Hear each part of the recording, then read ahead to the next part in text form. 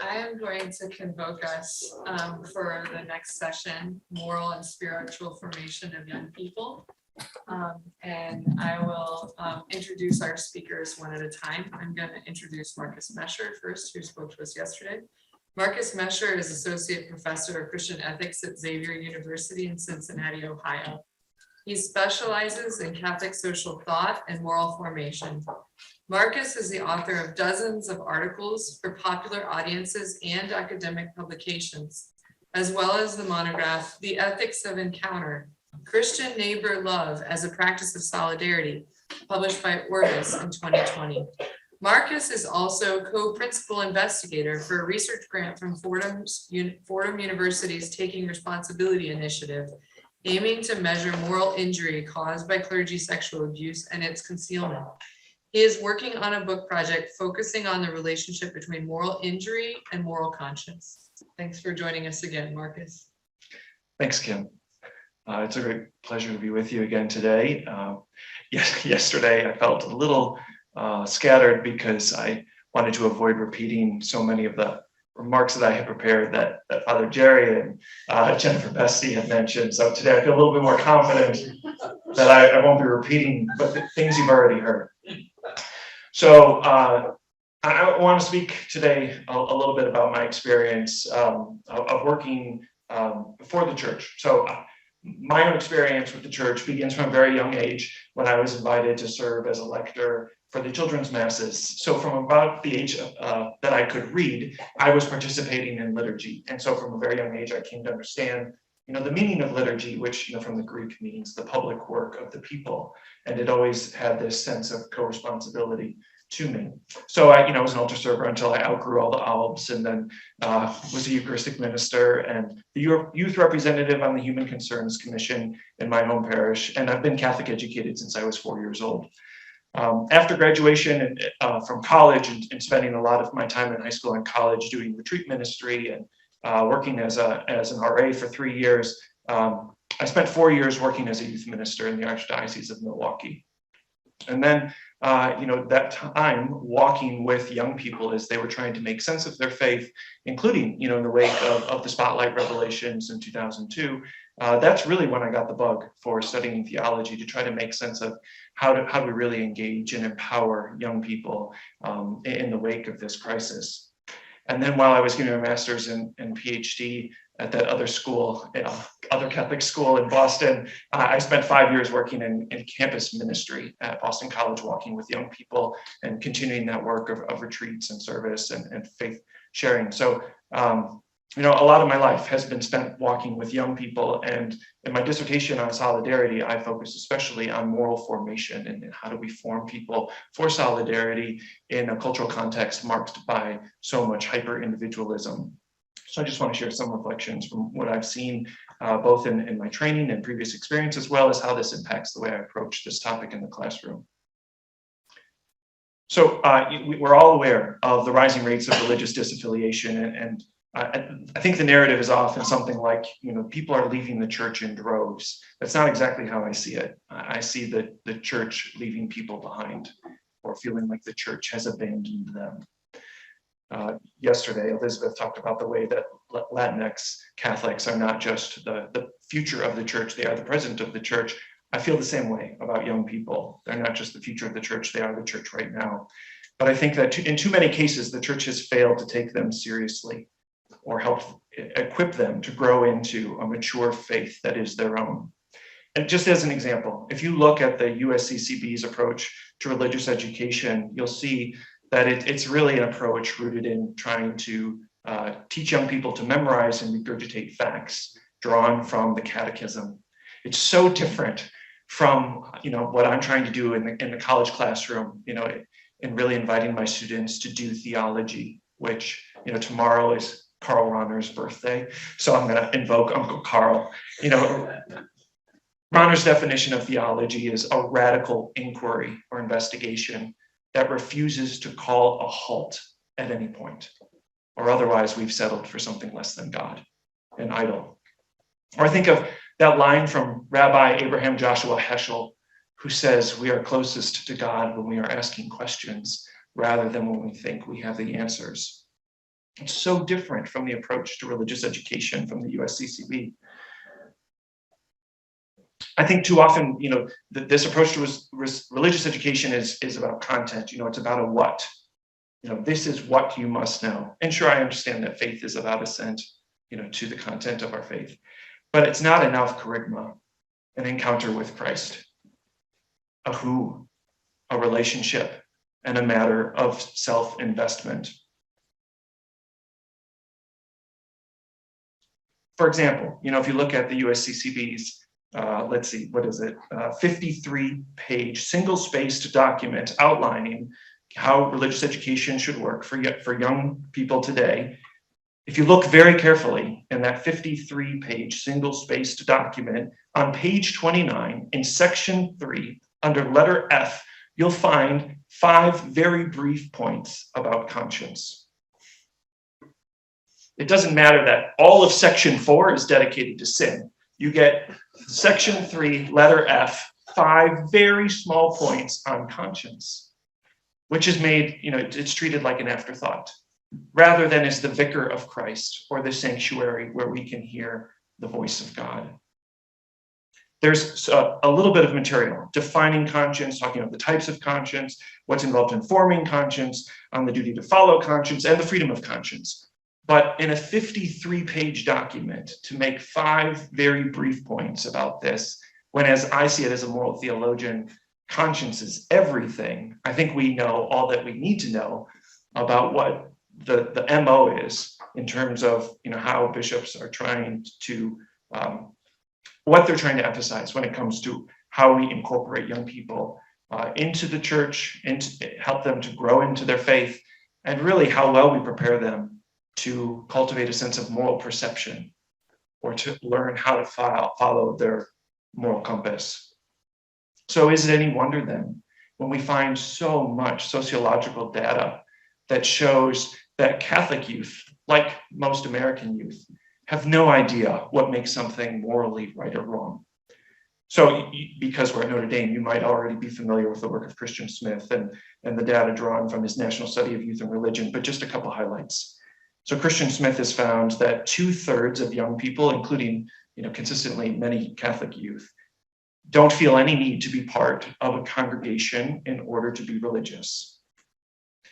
Catholic youth show higher rates than non-Catholic youth of religious illiteracy and lack of active participation in churches. That 6 in 10 Catholic youth say morality is a matter of individual choice. I get to decide, you get to decide. And 1 in 3 said they don't know what makes something right or wrong. And in Christian Smith's assessment, 2/3 of Catholic youth don't have any coherent moral code. I see this reflected in my classroom at Xavier University. And I know it's just anecdotal, but when I started in the classroom about 10 years ago, I would say at least, robustly 50% of my students identified as practicing Catholic. Today, that number is much closer to about 10% of the students in my classroom. Very often I hear from my students this mantra, I do me, you do you, or you stay in your lane, I'll stay in mine, right? Sounds nice, sounds very, non-judgmental and tolerant, but live and let live just as easily becomes live and let die, or at least live and let suffer. When I present to them, these great prophetic voices in our past, including Rabbi Abraham Joshua Heschel, who says, in a free society, some are guilty, but all are responsible, they reject that flatly. So my operating thesis is that young people are not going to turn to the church for moral guidance, and we really shouldn't be all that surprised. A recent Gallup poll found that 1 in 3 Catholics believe that priests are honest and ethical. 1 in 3 Catholics believe that priests are honest and ethical. Our young people are so tech savvy, they know how to access social media and are really, I think, really good about being in touch with current events. They can read about cases of abuse and its concealment and the lack of remorse and the steps to atone by the church. For example, I've learned from, I got into this work really wanting to do restorative justice, and then I realized you can't do the restorative justice if you don't understand the scope of the wounds. But learning from Janine Guskey at Marquette Law and learning about the healing circles that she tried to practice with survivors and journalists and members of parish staff and perpetrators that it was almost impossible to ever get a clergy person willing to participate. And when she could get a clergy person who was willing to participate, they almost never showed any remorse. They were actually hostile to the survivor. Or they, sometimes perpetrators would actually use the sacrament of reconciliation as a defense, to say, I've confessed my sins, I've done my penance, and I owe you nothing. Our young people can read reports of how seminarians are taught how to use the concept of mental reservation to decide who is deserving of the truth.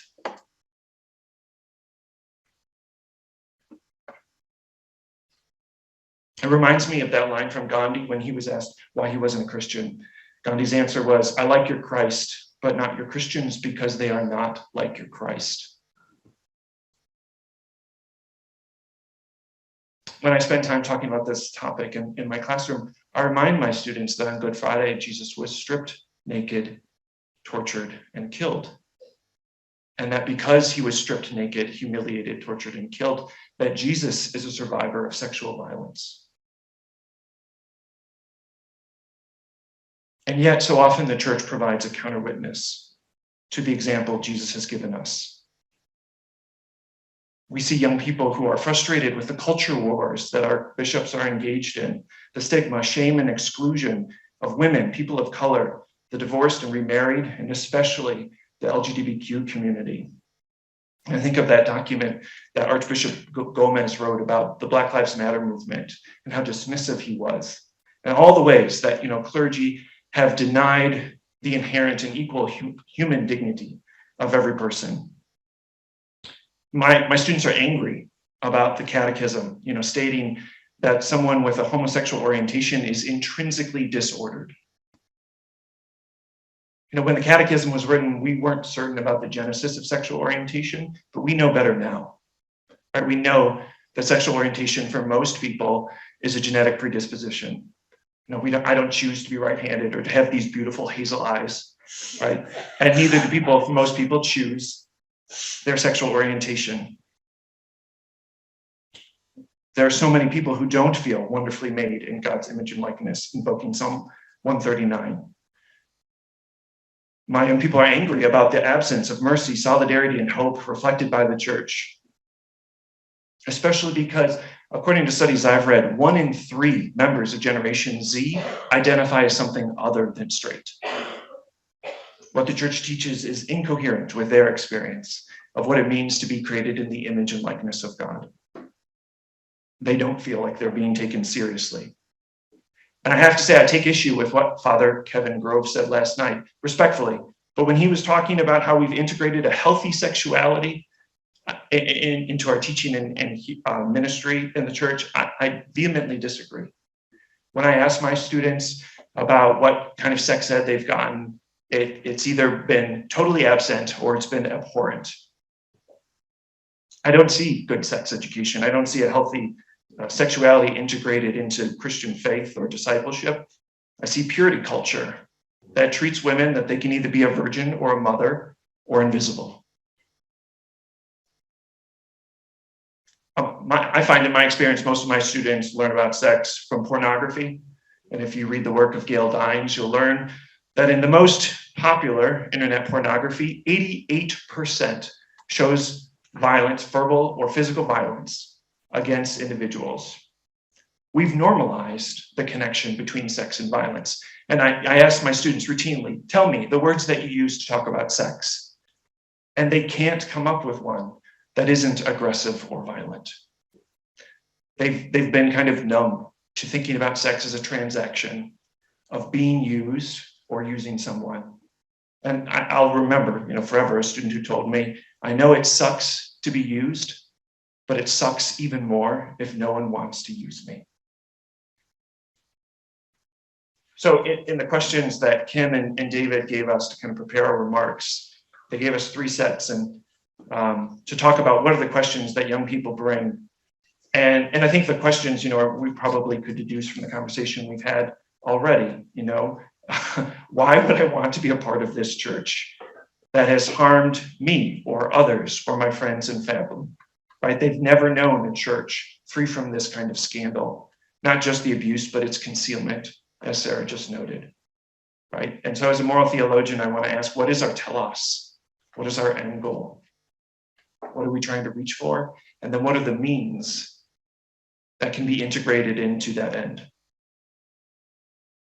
Having this conversation with young people isn't easy. Some are hostile and some are apathetic, but I have found that nearly all want to have this conversation.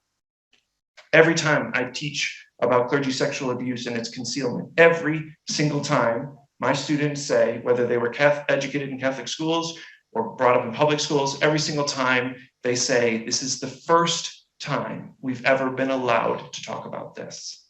This is the first time we've been given space to talk about what we're thinking, what we're feeling, what we want, and what we need. I think there's a big question about motivation. Why should we care? Why should we want to be a part of this church? Why bother?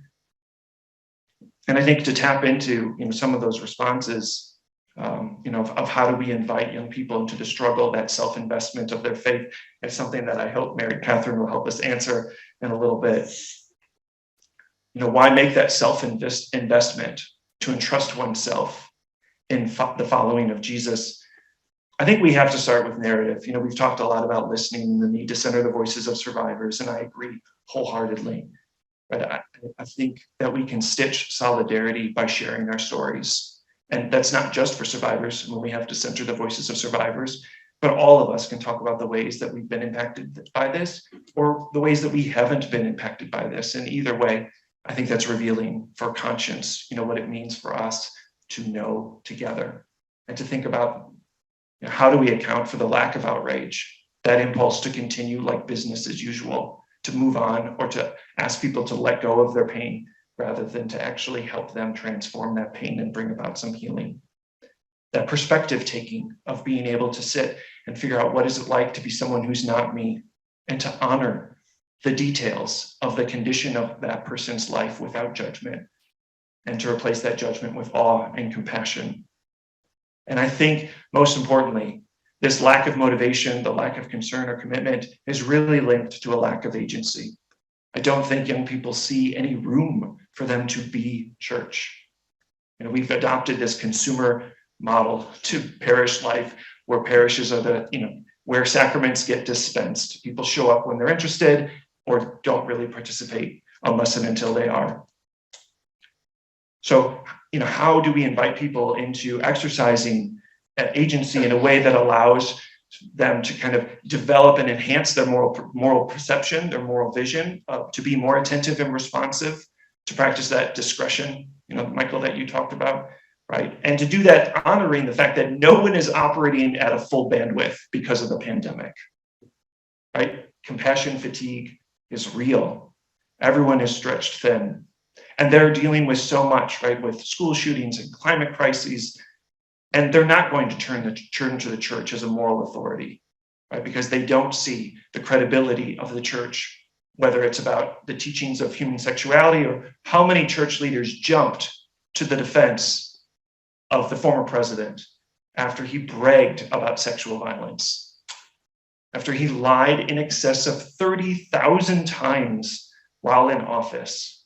He still had clergy tripping over themselves to defend him or promote him or advance his cause, to urge people to vote for him, right? I want to say, as someone who identifies as pro-life, I feel politically homeless. I'm not saying that there was this was a clear choice. It should be a matter of discernment and, to exercise prudence, but there was no critical distance to be prophetic or to offer a critique.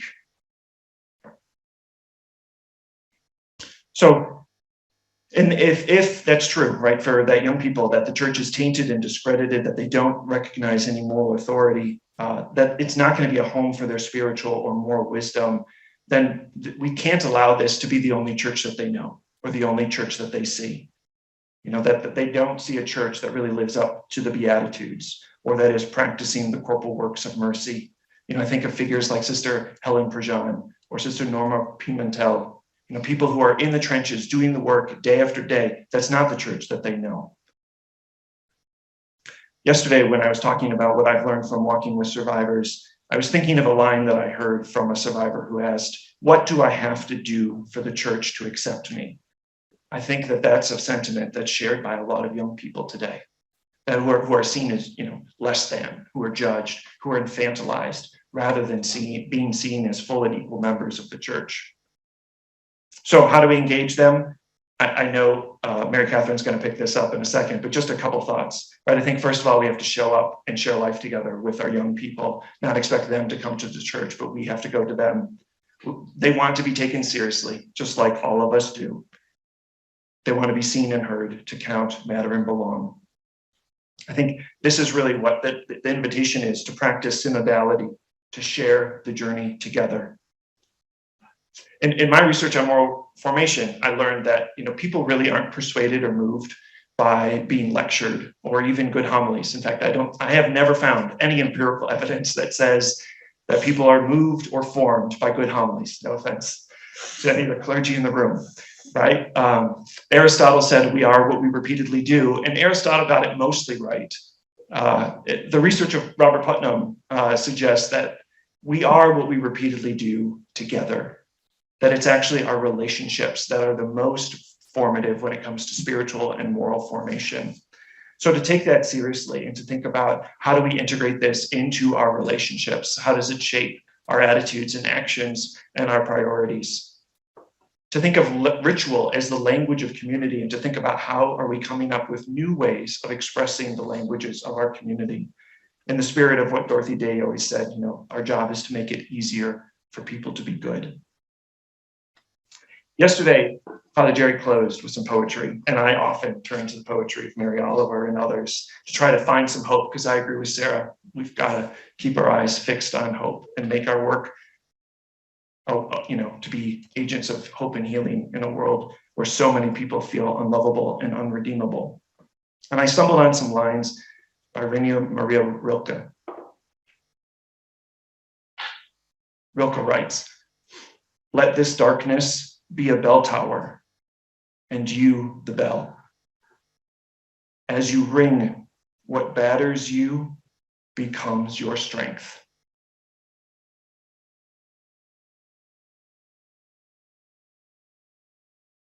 Let this darkness be a bell tower, and you the bell.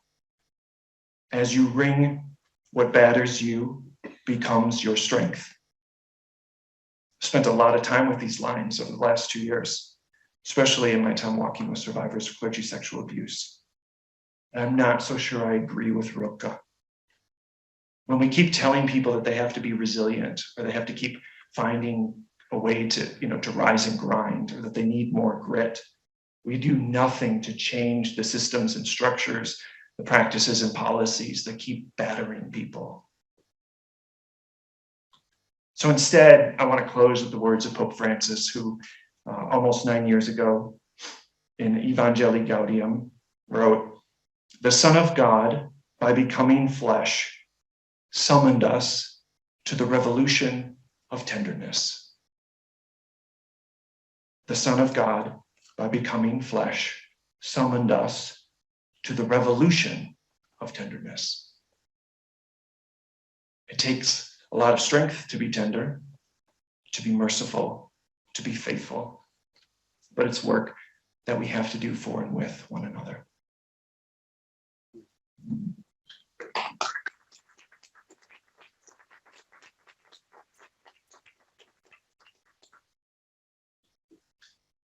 Next, we turn to David Claremont. David Claremont teaches in the Department of Theology here at the University of Notre Dame.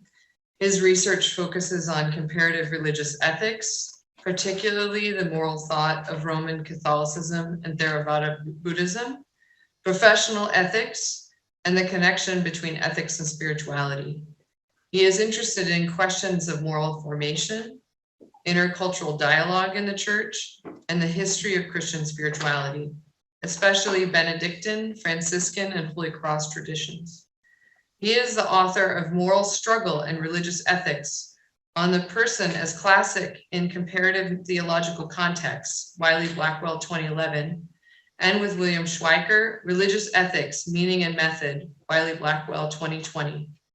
He is presently at work on 2 book projects, The Religious Ethics of Thomas Merton, and a co-authored book with Ebenezer Akeze, Brian Boyd, and Elizabeth Kincaid, titled Love and Accounting, a Christian virtue ethics approach to work and social justice at home and in the professions.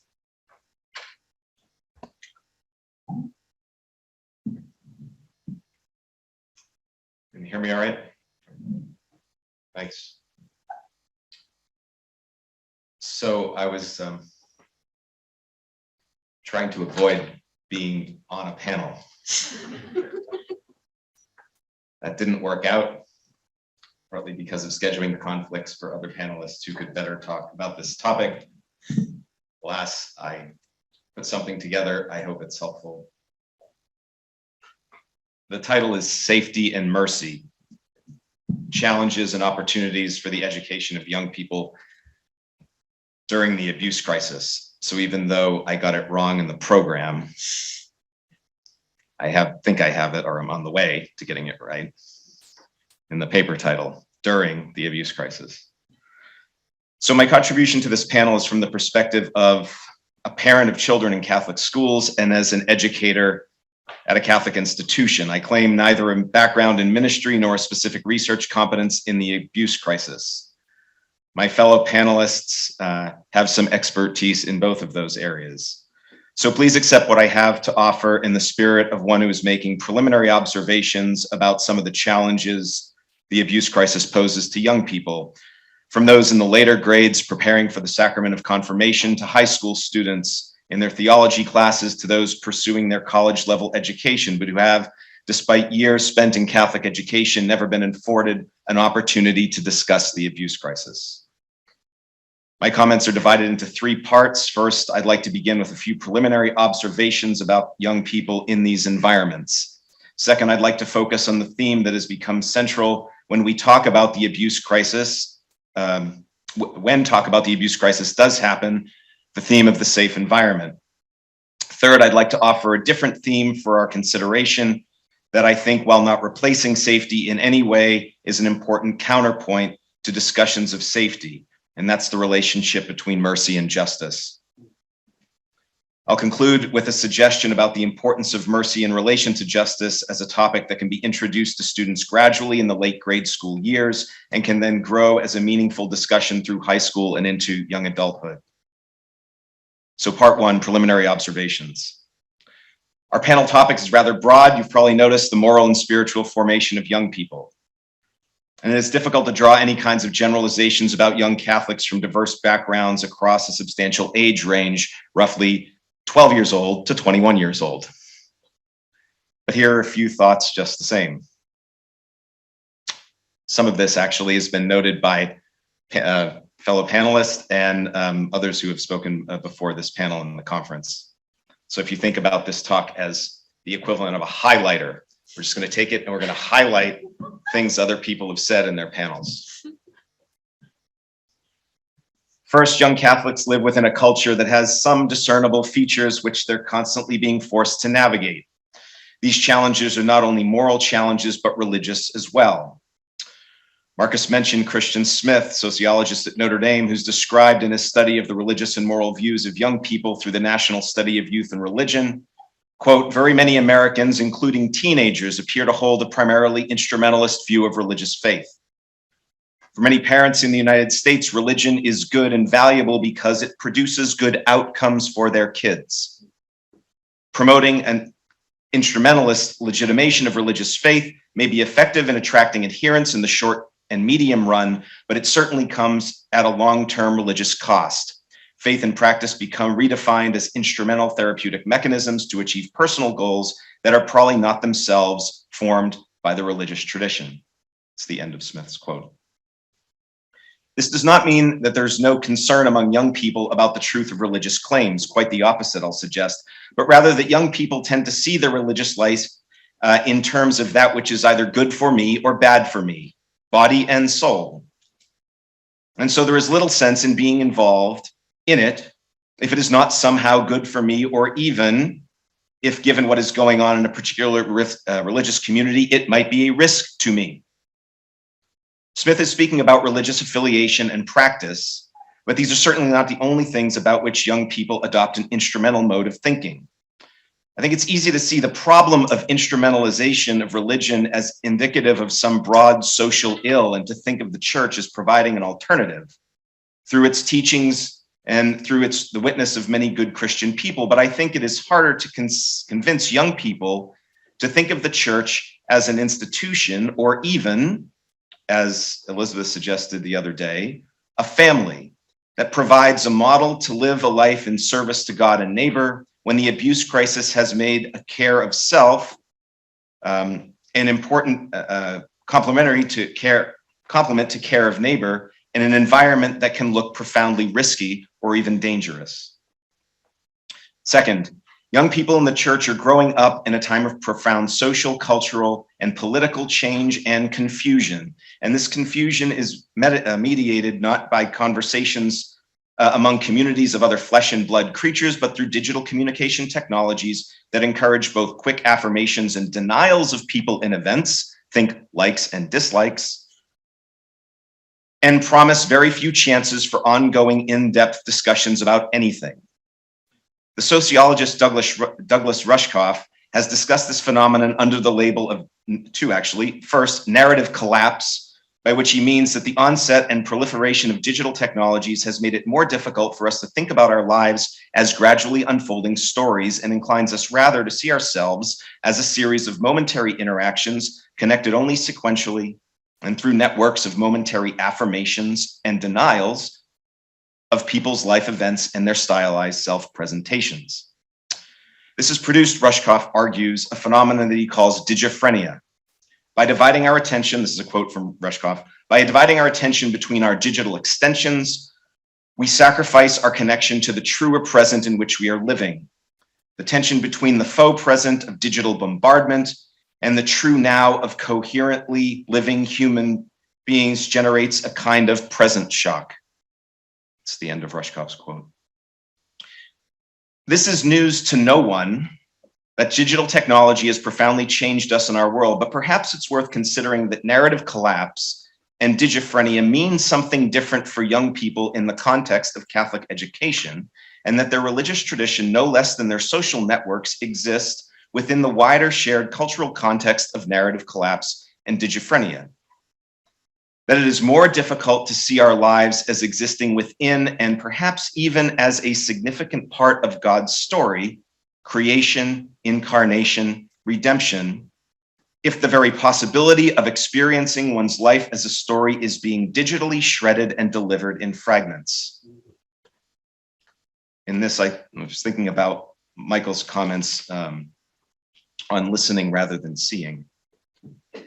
Third, young people in the church today have not known a church without an abuse crisis, as Eric and Kevin and others have reminded us both yesterday and today. And this is a group that has watched the church, including their parents, wrestle with the meaning of the abuse crisis and how to respond. Yet I think it's important to remember that this observation that our young people have never known a church without an abuse crisis is part of the picture, but not the whole picture.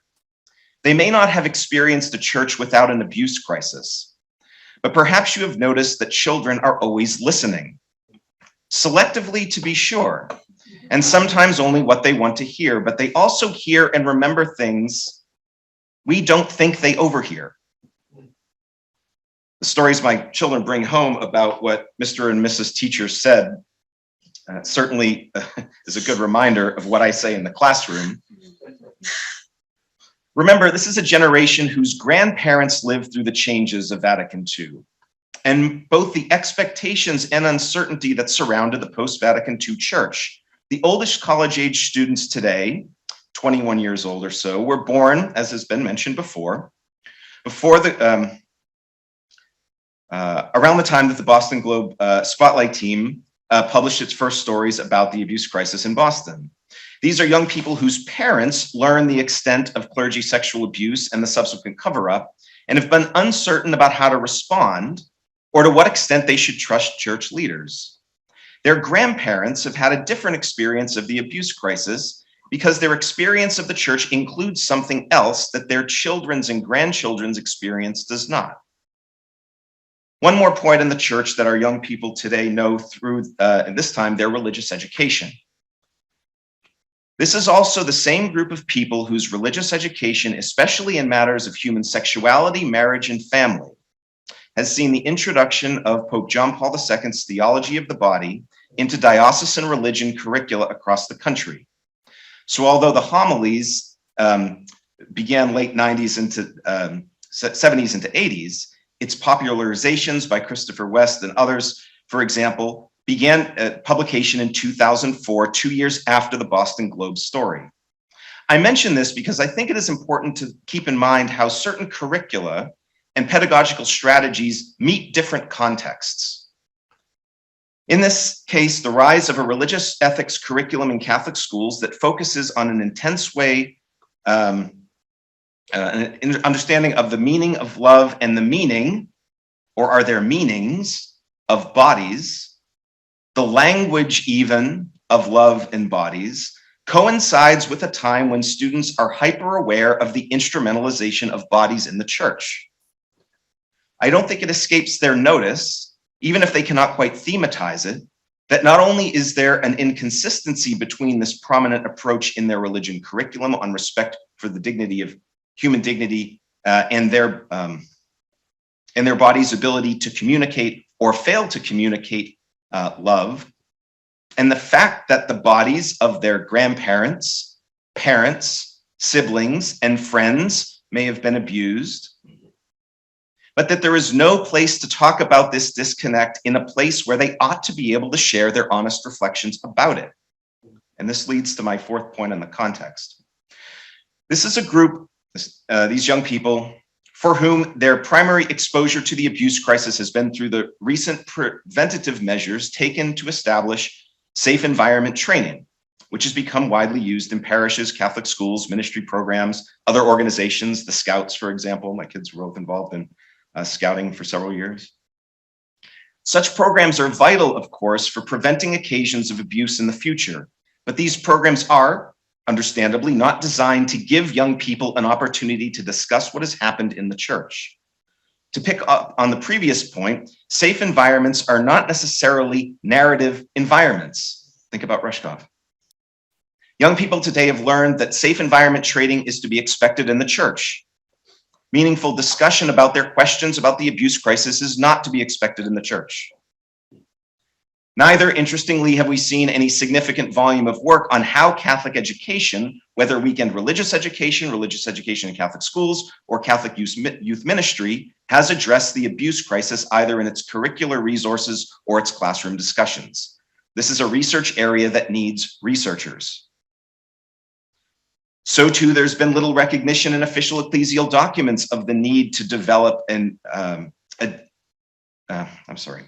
for a deep and challenging discussion about the abuse crisis among Catholic youth. Young people and adults too are acutely aware of dismissiveness, condescension, misdirection, and overly simplistic answers to difficult questions. They can be vulnerable, but they can also see with remarkable clarity what is not being said. Part two, this is much more brief than the first part. Safe environments, two senses. Is it possible to strengthen policies and training programs that ensure a safe environment while also opening up a space for young people to talk about the abuse crisis in a way that is not reducible to safety? I suggest that one of the greatest challenges we face in the church today, especially with our young people, but with adults as well, is encouraging them to a growth in maturity of faith that allows them to abide with ongoing difficult questions, including questions about their own church, in a way that holds adult faithful, including but not only adult church leaders, accountable for what has happened in the church. A safe environment is, in one sense, a place where people cannot be hurt, in body or in spirit. It is a place where we can trust the people around us and know that they want nothing from us except our own human flourishing. This is one sense of safety. Another sense of safety is that emotional space where we have the freedom to be vulnerable in the presence of another person, in the sense that we can share our deepest questions and doubts and not have those questions met with ridicule, dismissiveness, or simple answers, no matter how well-intentioned or insightful those answers might be. In Catholic social teaching, solidarity denotes a firm and abiding commitment to be with another person through time and in the place where that person is, in all its pain and uncertainty, of not abandoning them when things get uncomfortable, of not running away when we're not able to solve their problems or take away their pain, even when that pain becomes nearly unbearable to share. This is another kind of safe environment, but one that is perhaps even more difficult to provide to young people. My third and final part, mercy and justice. How might we begin to provide the kind of safe environment that will protect not only the bodies of our young people, but the dignity of their most difficult questions? Certainly there is no easy answer to this, but if I were to offer one place in the Catholic tradition, having some familiarity with the history of Catholic moral theology, although as Kim mentioned, I'm primarily a comparativist, it would be in the theological tradition's discussion of justice and mercy. More highlighting of what other people have said. As Anselma discussed in yesterday evening's session, the Church's thinking about justice emphasizes giving each person their due, and in so doing, facilitating right relations among people and between people and God. Her focus was on the sixth commandment, though, thou shalt not commit adultery, and she noted that the account of justice focusing on right relation, that the account of justice focuses on right relation among people rather than linking a sin against the sixth commandment, not to a sin against chastity, but rather with a wider understanding as a sin against justice. We're all familiar with the works of mercy, which the Catechism discusses, interestingly, as part of its examination of the seventh commandment, which prohibits theft. The reason for the placement of the discussion of mercy there is that the commandment deals not only with the prohibition of theft, but more basically with that to which a human being is entitled, respect for other persons' goods, which are important for a life of authentic human flourishing. It's paragraph 2401 of the Catechism if you'd like to do a little more reading on this. The discussion of the works of mercy occurs in part 5 of that discussion within an examination of love for the poor. Typically, the works of mercy are linked in the Catholic tradition to works of direct service that are part of the preparation to enter more fully into the life of the Church, such as the service hours offered by children preparing for the sacrament of confirmation. My younger son is in the midst of that right now. The works of mercy, as these are commonly understood, are directed at the poor, those who lacked something in body or spirit that they ought rightly to have. The works of mercy are linked to justice because it is through such work that we restore to a person what they are due. That is, we restore them to right relation with their neighbor by helping to provide what they need for a good life. In short, providing justice. The challenge, however, is that we tend to think of mercy as act-centered and don't often speak with young people about what mercy is.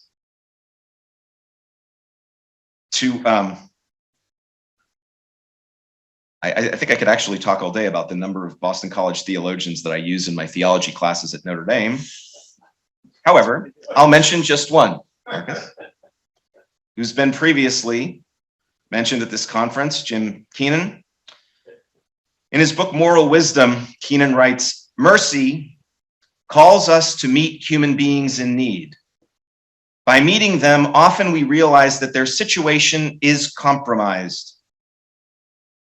In the real merciful engagement, we realize that by entering into the chaos of others, we eventually have to face the causes of that chaos. But usually we cannot know about those needs until we have a merciful engagement first. I think people who work for justice," Keenan writes, "without knowing and meeting those who are suffering, often have presumptions for action that are not helpful. I think that acting from mercy allows us to meet people in need, and in turn, we are moved to justice." It's the end of Keenan's quote. Keenan's point is that when we enter into the chaos of another through mercy, we begin to see how unjust situations arose in the first place and what we might do to rectify them. If we want to fix a broken system, we first need to be in solidarity with those who have suffered the effects of that brokenness. Would it be so hard to think about our young people growing up in a church profoundly marked by the abuse crisis as in need of mercy and as potential ministers of mercy to those who have suffered so greatly from the clergy's sexual abuse? What would allow us to enter into the chaos of young people? To return to our earlier point, to the chaos of a world where religion is viewed as profoundly instrumental to human ends, to a chaos of finding one's way in a world of disembodied images outpacing real communities of conversation, to the chaos of parents reeling and disoriented from suspicion and mistrust, to the chaos of being guarded in body and left with a homeless vulnerability of mind and heart. Most profoundly, our young people know that there must exist the profound chaos for survivors of abuse. How can we meet young people who have been abused or who one day might encounter, perhaps even marry, one who has survived abuse, or to confront abuse long covered over in one's own family? I suggest that these are the questions we must keep in mind when thinking about the moral and spiritual development of young people in our time. Of course, the model of mercy is Jesus himself. For who else has entered into the chaos of human life more than he? Did he not both listen deeply to us and also counsel us not to be afraid when we enter the chaos? As we put our trust in Jesus to help us envision how to respond to the abuse crisis in the church, we must not be afraid also to trust our young people with the chaos we as the church carry. Thank you.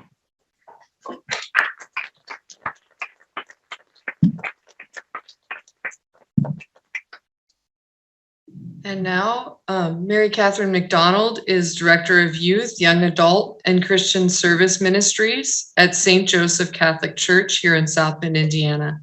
She is interested in art and mental health, specifically in how trauma impacts our individual and communal spiritual life. She has worked with high school and middle school students using art in dealing with grief. She is trained in facilitating art processing groups around mental health. She has worked with the McGrath Institute for Church Life, exploring pastoral responses to mental health. She earned her Master of Divinity degree at the University of Notre Dame, writing a synthesis seminar titled Creating a Space of Encounter and Healing.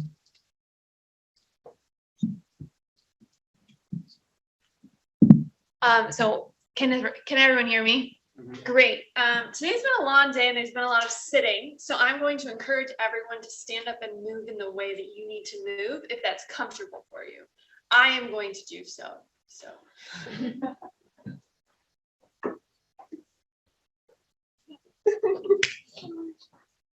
Reject the invitation too, that's okay.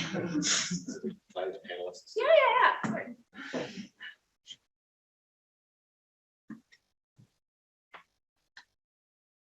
All right, when you feel ready, you can sit back down.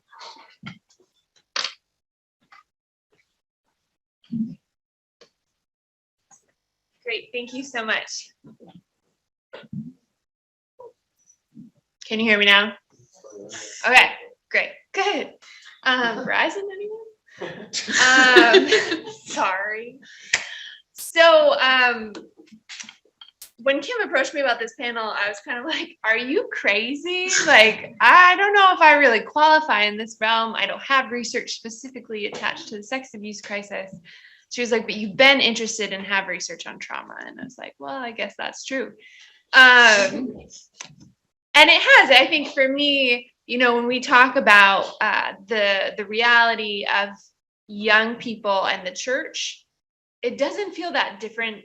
I mean, I am a young person, but generationally, I'm still in a separate generation, but I identify with what's happening currently with teenagers, which is why I think I relate to them so well. But I found my own process and accompanying my friends as we've aged and gone through kind of the realization of the things about the church that are really, really hard, and the things about the world that are terrible, and sexual abuse as a very real thing for all of us. And I have accompanied many of my friends through their processing journey of their own encounter with sexual abuse. And I've listened to the feelings of abandonment and worthlessness. And I've heard they're trying to make sense of it spiritually. And I've watched them leave the church. And so one of my big questions for a long time has been, how do we make the church a welcoming place for people who have experienced sexual abuse? And how do we make the church a place where trauma is seen as the body of Christ, where the person who experiences trauma is Christ embodied to us, and that we gather and support them, rather than being so uncomfortable with the fact that someone might have trauma or respond in a way that would communicate weakness, that we can't make space for it. So those have been some of my motivating questions throughout my time, both in divinity school and in ministry, which led me to a lot of interest in trauma and mental health, which is when I started looking at both spiritual wounds and kind of like human normal wounds, which funny, they're kind of integrated. And so what I found is, like, if someone has an experience of assault in their personal life, even outside of the church, that will lead to the way they understand Christ and what gets projected on the divine image and how they make sense of their narrative, because these narratives are always intersecting for folks who believe in having a spiritual life. So I started looking at, what does trauma do to meaning-making systems? And essentially, it just destroys them. It can, at least. And that's exactly what I saw with my dear friends. And that led me into looking at different ways of healing, because I knew that, like, if I was ever like, hey friend, would you like to come to mass? They were going to be like, no, why would I do that? Because it's too far, like, it's too close to the pain for them. I started thinking, what are creative ways of engaging people who feel alienated from our sacred space? And I had my own experience of trauma and brought this to my spiritual director, and I was like, I don't know what you want me, like, I don't know how to process this. Words are empty, prayers feel dead. I don't know what to do. And she was like, why don't we try painting? And I was like, I mean, okay. Sure. And so she put me in this space where it was kind of this thing where you had to follow your intuition, and you weren't allowed to get attached to narrative or product. And so she'd be like, what's the first thing that comes to mind? And I'd be like, a tree. And she's like, okay, how big is it? I was like, I don't know, and we map it out. And she's like, okay, go paint it. And I had to continually listen to what's coming up.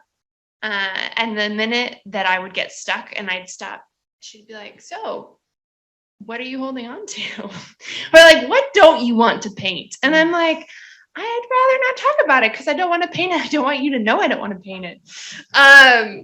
But so there's this practice of creating that she brought me into as a form of letting go of narratives and learning to listen to the spirit inside myself during a time when I couldn't experience the spirit in a lot of other places that were my normal places for that. And so I started getting more and more interested in how, like, what things can we do? What art forms do I need? And I started realizing, like, wow, like, I actually have this need to create. And it became so much a part of me that I realized, like, I couldn't write papers without creating art. I would get stuck on a paper and be like, okay, well, let's go create art. Come back and be like, great, we're ready to go. It became a different way of understanding myself and understanding my pain and understanding other people. And while I don't think everyone responds in the same way to art, I do think there's a lot of potential in different forms of art. So, I mean, if you talk to teenagers, ask them about their music choices, and you'll find out right away that's deeply tied to their emotional state.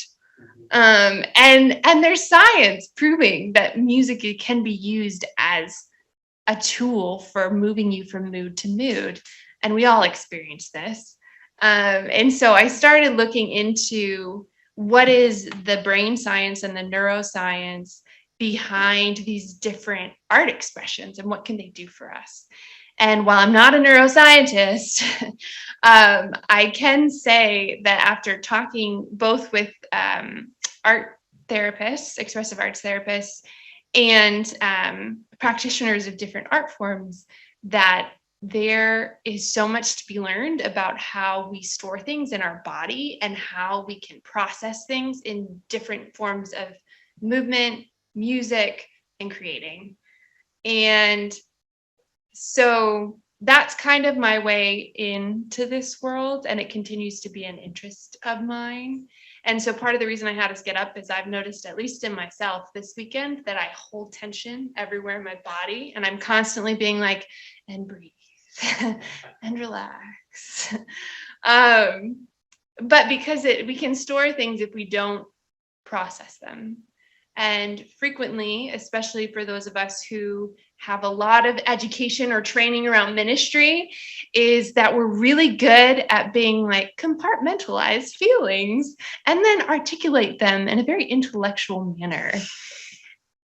And the reality is that your feelings need to be felt. And yes, they do need to be compartmentalized at certain times, but there's a coming back to that space that's really important. And if you compartmentalize them without coming back to that space, your body will take that on. And eventually it can become severe illness. So that's my plug for expressive arts therapy. And integrating those types of things into ministry and working with people who are feeling more estranged and ostracized from the church. I was talking with Kim yesterday about coming up with some fun creative rituals for my teens, because my teens are like raging all the time. It's one of the things I love about them. And as people have said, they grew up in a post-scandal world, and they don't really care what the church has to say half the time because they've already decided that the church doesn't make sense to them. And in 7th and 8th grade, they're making decisions about whether to be in the church based on specific church teachings, which is a lot younger, at least, than I did. While I think they're also in the midst of, as we've talked about, a digital world. The digital world is just as real for them as what I would call the real world. When I talk to them and hear them talk to their peers, the things that they say are like they're all on Fortnite and they're all playing Fortnite and competing. And the social consequences for a behavior in real life happens on Fortnite. And it's devastating. You know, they're like, oh my gosh, I have to do this extra thing on Fortnite that's going to put me behind in 2 levels. And I was like, wow, that would be amazing. Like for me, if it was like, okay, well, if you do this bad thing, you have to go do that thing on a video game. I'd be like, great. That's not a social consequence. There's no repercussions. So it's just they're existing in a different world, and there's no necessary institutional trust that exists for them. And a lot of them, at least, so I can only speak from my context of kids who are mostly white and generally affluent and well-educated. So with my kids, they know a ton about religion, like a ton. They could give me any answer about plenty of Catholic theology, but their personal experience of Christ doesn't necessarily exist. And so when I ask them, like, where do you see God in your life? They're like, what do you mean? I'm like, what do you mean? What do you mean? So there's this whole narrative that they haven't encountered. So when you talk about reasons for staying in the faith, the most compelling and foundational reason to stay in a faith is Jesus. And they don't know who that person is because they haven't experienced him.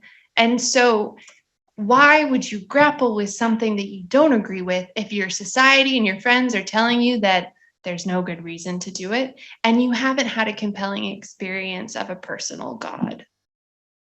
And that's what I've been reflecting on as I've watched my teens kind of do that. And my approach to them has been very much like, this is your space.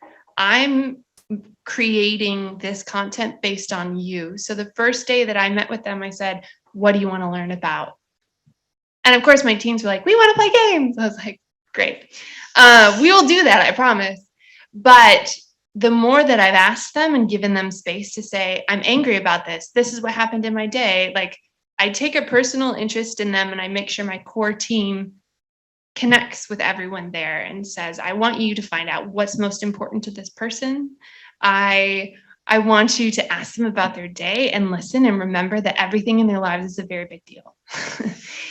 And I think part of my job as a youth minister is to try to give them opportunities to encounter Christ. And part of that is showing them that they matter, is showing them that they're allowed to have input, autonomy, and control in a space that they exist in. So my kids, like, I have 2 kids who immediately wanted to take over doing drinks. So that's what they do. They man the bar and they control the drink distribution. And then there are other kids who, like, if I've forgotten to update something on the board, they will do it because they understand, like, this is our space. And if I say, this is the plan, what do you think? And they say, we hate it, I will rework the plan.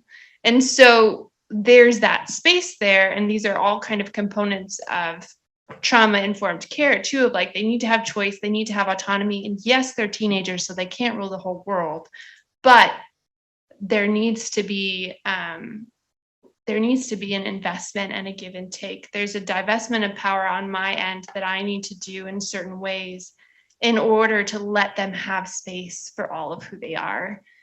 And so my goal and what I try to do with them is give them the choice and the space and the autonomy so they feel they can show up and they can ask hard questions. And when they want to rage against the church, I let them rage against the church. And I take the opportunity to say, you know, like, I really love the church and I'm Catholic, and I also really still struggle. There are things that make me angry. There are things that I don't understand, but I think that it's worth staying in. And so we can have those conversations because someone who has power has already told them it's okay to not agree. It's okay to be upset. So then they feel like they can do that. So I don't know if that's necessarily answers for anything, but that's been my attempt at reaching out to them. And I think that those attempts could also be done with young adults as well. So.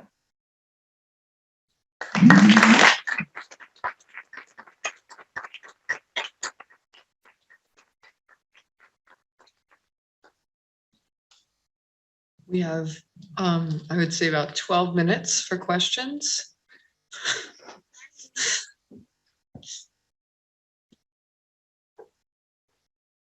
So yeah, don't wait. Very good. No, go. So my question is, there seems to be there's a difference between having a compelling witness for Christ and having the agenda of keeping someone in the church. And so I'm just wondering, like, the church is not a safe place for everyone. And so how do we accompany young people, even if they choose to leave, and continue to love them and to let them go? Okay, so this is actually, someone said something earlier about like your wounds are where God works. Like, this is the reason I work with teens is because my wounds are very much there. And I feel really strongly in kind of the Ronner understanding of grace, in that it is out there, and if we believe God loves us, then he's gonna pursue us in all manners forms possible. So I think part of accompanying folks with their journey is recognizing that we play a role, and it's a really important one, but the most important role is that relationship between the Holy Spirit and that person, and to continue to meet them in that space as much as they'll allow you to, and point out the ways in which like the Holy Spirit is working. And I'm not saying like, if they're not ready to hear the Holy Spirit is still working with you, like finding other ways to be like, oh, wow, that's really interesting. What do you think about that? I think if they're willing to trust you with their departure, then you're in a good spot.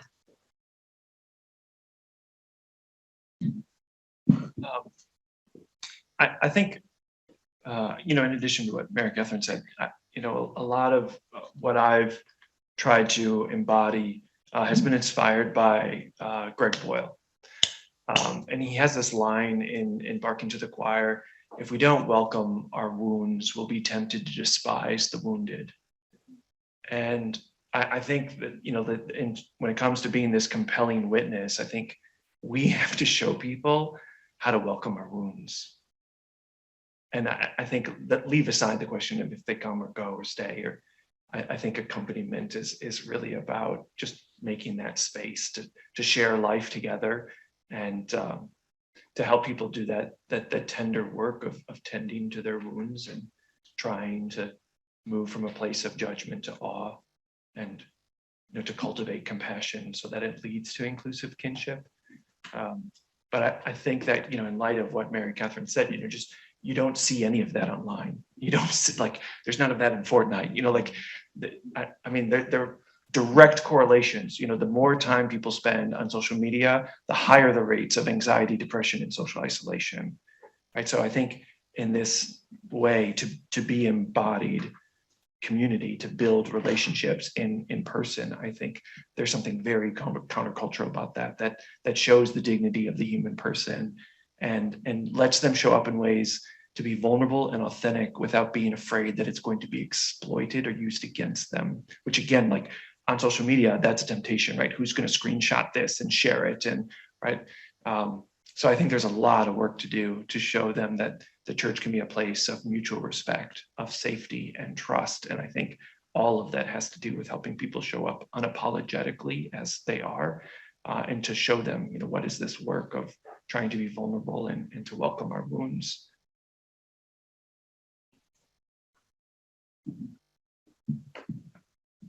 Just very briefly on that point, I guess I would say,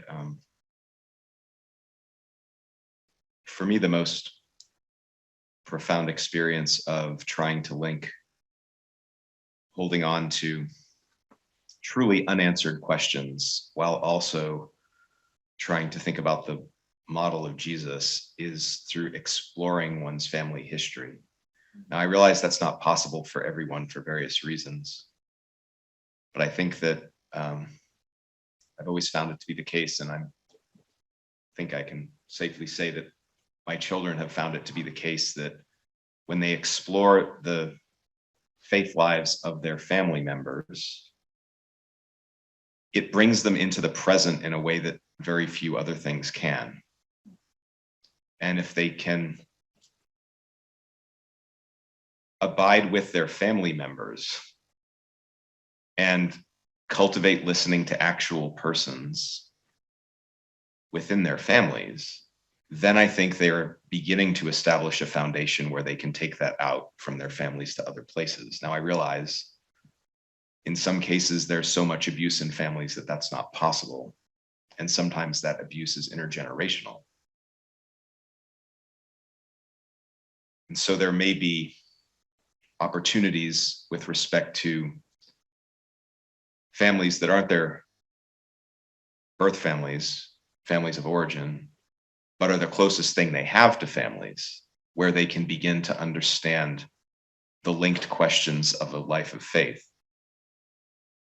So I guess that would be for me the way that it can be done. And I encourage my students to spend a lot of time thinking about in their own religious discernment, their moral discernment, and their professional discernment, to go and talk to their families and then bring what they've learned to their thinking and their writing.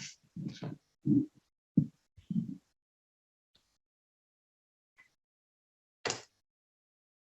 These were such excellent presentations. One thing that I noticed in all three presentations was the sort of like emphasis on narrative, whether that was giving space, Marcus, for young people to tell their narratives, or David, the sense of narrative collapse, or Mary Catherine, even your own experience of trying to move away from a harmful narrative and re-narrate aspects of life.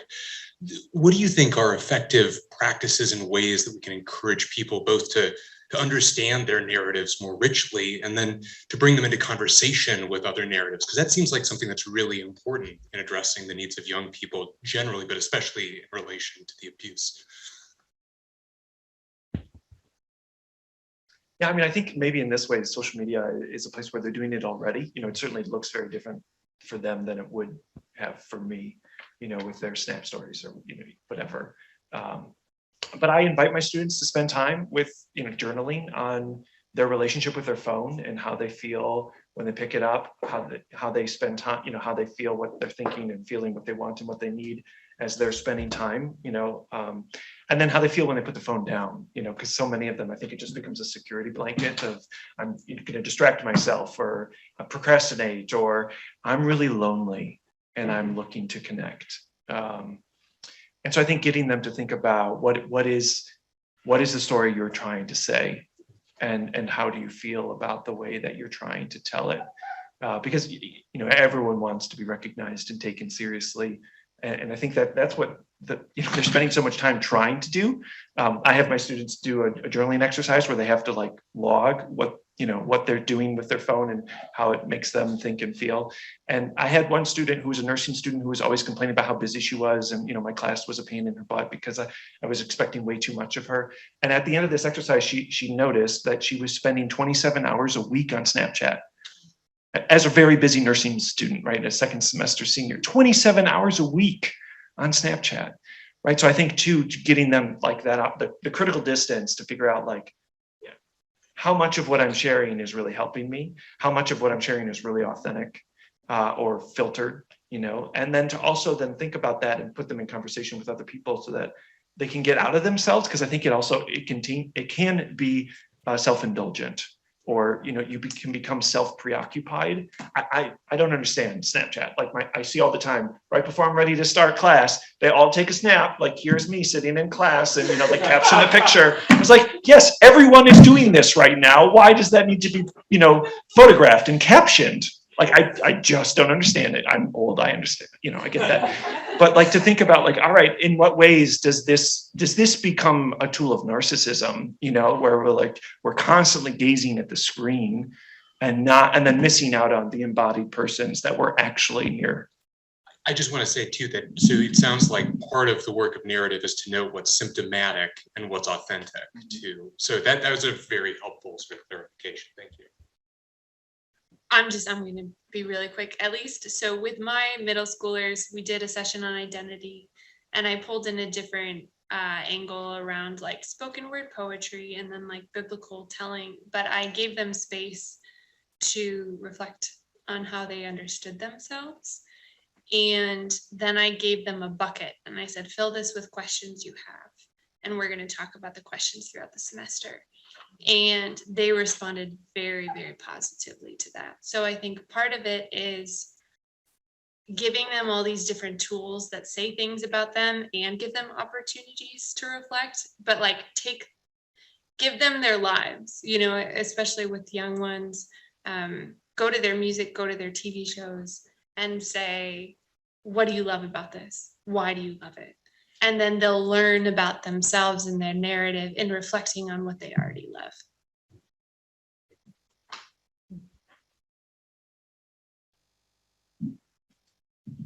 So I don't have any particularly great suggestions here, except to say that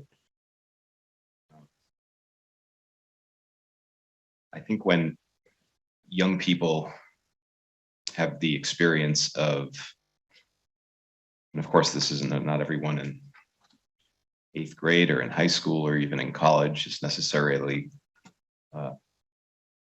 lost a family member, but I do think many of them, both grade schoolers and high schoolers and people in college, they know that there's a certain wisdom in the people that are nearing the end of their lives. And the few times I've tried something like this with my students, I basically offered it to them as an opportunity to make sure that an untold story of someone who is near the end of their life is not lost. And so I've done exercises that have, it's not journaling, it's basically interviewing. But they understand the need for it, that there are so many stories that are not going to be told, and other stories that could be told if someone listened. And I found that that can be a fairly transformative experience for them. And in some cases, they actually are able to talk with people about some of their deepest questions. So to know that a person can go through their whole life and, you know, at 80 or 90 years old, still have questions, that actually can be a pretty profound experience for a young person, I think. So. I think we're at time, so I will release you to the break. And then we will begin again at 5 o'clock, the next panel.